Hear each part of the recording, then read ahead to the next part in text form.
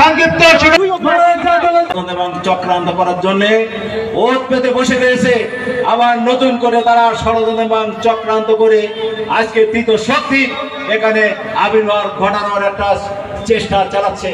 সেই কারণে সঙ্গে বন্ধুগণ, আমি আপনাদেরকে বলবো, 15 বছর আমাদের দলের ত্যাগী নেতা কর্মীরা আজকে মামলা মোকদ্দমা ঘাড়ে নিয়ে যেভাবে আজকে রাজপথে রয়েছে, পাশাপাশি আমরা লক্ষ্য করেছি আওয়ামী লীগের কিছু দর্শক আমাদের কোন নেতার ঘাড়ে চড়ে আবার নতুন করে রাজনীতিতে পুনর্বাসন হওয়ার চেষ্টা করছে।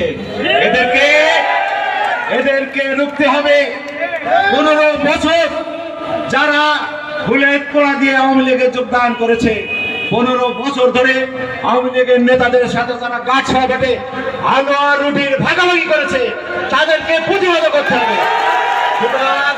আমি গভীর শ্রদ্ধার সাথে স্মরণ করতে চাই বিগত 5ই আগস্টের ছাত্র গণ অভ্যুত্থানের মধ্য দিয়ে যে বিপ্লব বাংলাদেশে সংগঠিত হয়েছিল, সেই বিপ্লবে যারা শহীদ হয়েছেন, যারা আহত হয়েছেন, তাদের প্রত্যেকে, বিশেষ করে যারা শহীদ হয়েছেন তারা তার মাগফিরাত কামনা করছি এবং যারা আহত হয়েছে তাদের সুস্থতা কামনা করছি। সাথে সাথে আমি কৃতজ্ঞতা প্রকাশ করছি, অভিনন্দন জানাচ্ছি ক্রিকেটের এই 8 নম্বর ওয়ার্ডের সংখ্যাগরিষ্ঠ সনাতন ধর্মাবলম্বী ভাইরা যারা দুর্গম প্রত্যন্ত অঞ্চলে বসবাস করছেন। আমরা মনে করি বিএনপির সবাই তারা অত্যন্ত নিরাপদ পদে আসীন হবে এবং তাদেরকে পদে দেওয়া হবে।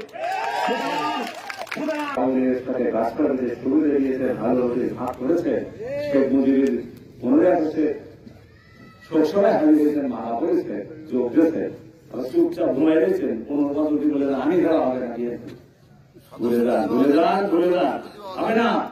বিএনপি নেতৃত্বে তৃণমূল পর্যায়ের নেতা কর্মীরা যারা 15 বছর এই দলের জন্য লড়াই করেছে, তারাই করে না। এটা দলের কেন্দ্রীয় নির্দেশ না। আমি আমার কথা বলি, এই ক্যাটাগরিতে যদি আমি বা আমাদের নেতৃবৃন্দ যদি না পড়ে, আমরা তৃণমূল পর্যায়ে। সুতরাং কেউ মনে করতেছেন যে আমি একটু দরখাস্ত বাড়াবো, কোনো লাভ হবে না। সুতরাং সমস্ত সিদ্ধান্ত নেবে এই নেতা কর্মীরা। যাই হোক, আজানের বোধহয় সময় সম্ভবত এখানে আজান দেবে। আপনারা সবাই ভালো থাকেন, সুস্থ থাকেন, সুন্দর থাকেন এবং দলকে এগিয়ে দেওয়ার ক্ষেত্রে ঐক্যবদ্ধ হয় আপনারা ভূমিকা রাখেন। হাসপাতাল অধিবাসী, আসসালামু আলাইকুম। আসলে আজান হয়েছে, এরপরে কথা বেশি বাড়ানো ঠিক না। আমি অল্প কথা বলে আমি আমার কথা শেষ করতে চাই। 15 বছর আমরা একটা দুঃশাসনের মধ্যে ছিলাম। পতিত স্বৈরাচার শেখ হাসিনা এই দুঃশাসনে আমরা সবাই ঘর বাড়ি ছাড়া ছিলাম।